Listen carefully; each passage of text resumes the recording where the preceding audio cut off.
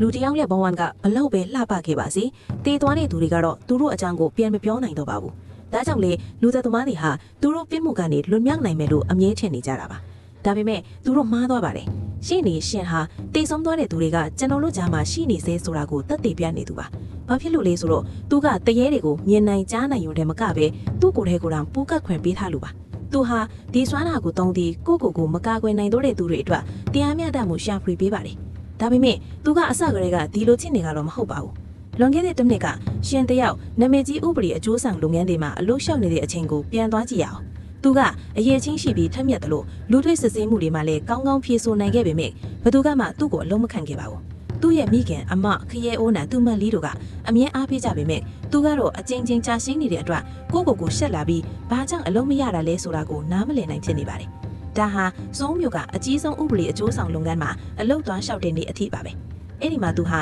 နိုင်ငံရဲ့အတိုးဆုံးရှင်းနေတယောက်ဖြစ်တဲ့ဟန်နာဟွန်းနဲ့လူတွေစစ်ဆေးခံရမှာပါတခြားကုမ္ပဏီတွေနဲ့မတူတာကတော့နာဟွန်းဟာဘာမေးခွန်းမှမမေးပဲသူ့ကိုချက်ချင်းပြန်ခိုင်းလိုက်တာပါ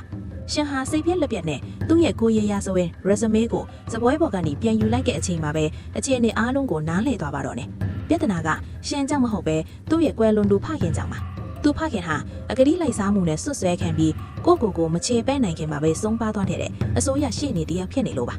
အကတိလိုက်စားရဲ့အစိုးရရှေ့နေရဲ့တားဖြစ်သူကိုအလုတ်ခံထားခြင်းဟာကုမ္ပဏီရဲ့ပုံရိပ်ကိုထိခိုက်စေမှာဖြစ်ပါတယ်အေးဆက်ပြီးပြတ်သားတဲ့နာဟုံးကဒီအလုတ်ဟာရှင်နဲ့မထိုက်တန်ဘူးဆိုတာကိုရှင်းရှင်းလင်းလင်းပြောလိုက်ပါတယ်သူ့တငယ်ချင်းကတော့နာမည်ပြောင်းပြီးအလုတ်ရှာဖို့အကြံပေးပါတယ်ဒါပေမဲ့ရှင်ကညင်းပစ်လိုက်ပြီးဒီနိုင်ငံမှာအကောင်းဆုံးဥပဒေအကျိုးဆောင်လုပ်ငန်းကိုသူကိုယ်တိုင်တီထောင်မယ်လို့ဆုံးဖြတ်လိုက်ပါတယ်သူကကောင်းကင်ကိုကြည့်ပြီးသူ့ဖောက်ခင်ကိုဂတိပေးလိုက်တဲ့အချိန်မှာပဲမိုးလေတီးကြီးမဲကြီးရွာချလာပါတော့တယ်တချိန်တည်းမှာပဲတခြားနေရာတစ်ခုမှာနတ်ဝင်းတီတယောက်ခါနတ်ပြည့်နဲ့အခမ်းအနားလုပ်နေရင်နဲ့ရုတ်တရက်တေဆုံးသွားပါတယ်ရှင်အိမ်ချမ်းလေးအကျိုးဆောင်ရုံကိုရောက်တော့စာချုပ်ကိစ္စလာလုပ်တယ်လို့ချိန်နေတဲ့သူခရဲ့အိုးနဲ့ဆုံးပါတယ်သူ့အမေရဲ့ဆိုင်ငါးစာချုပ်မှာအာမခံကျဲဝန်တန်းနေရရှိနေမှန်းသိလိုက်တဲ့အချိန်မှာရှင်တယောက်ဘာမှနားမလည်သေးပါဘူး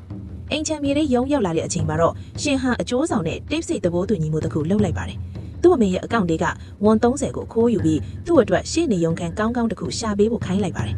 သူ့ရဲ့တခုတည်းသောတောင်းဆိုချက်ကတော့ပတင်းကနေကြည့်လိုက်ရင်မြင်ကွင်းလှလှပါလိမြင်ရဖို့ပါပဲအပြန်လန်အနေနဲ့စာရွက်စာတမ်းကိစ္စတွေကိုသူကူညီမယ်ဆိုပြီးအမျက်30%ပြန်ပေးမယ်လို့ကတိပေးပါတယ်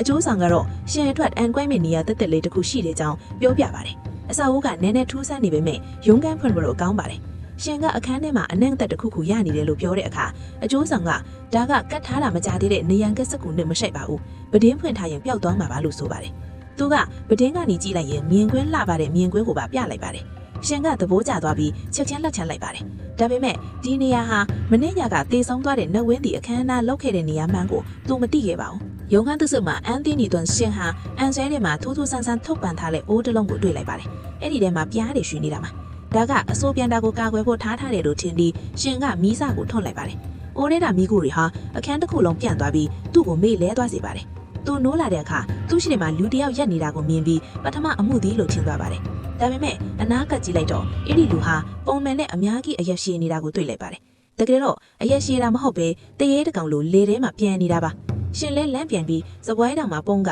တရေကိုပျောက်သွားဖို့ဆူတောင်းနေပါတော့တယ်ဒါပေမဲ့ရှင်စီပြစ်တော်ကောင်ကသူ့ဘာလို့တရေကမထွက်သွားတာပါသူကအင်ရှင်ကိုဖုံးဆက်ပြီးအမှန်မပြောခဲ့တဲ့အတွက်စာချုပ်ဖြောက်ဖို့ချင်းချောက်လိုက်ပါတယ်အင်ရှင်ကလည်းပြန်ချင်းချောက်လာတယ်ရှင်ကသူ့အမေရဲ့အကောင့်ထဲကဝန်30ခိုးယူထားတာကိုအမေဖြစ်သူသိအောင်ပြောပြမယ်လို့ဆိုပါတယ်ရှင်ဟာတရေကအမေကိုပိုကြောက်တဲ့အတွက်စာချုပ်ဖြောက်မဲ့အစီအစဉ်ကိုလက်လျှော့လိုက်ရပါတယ်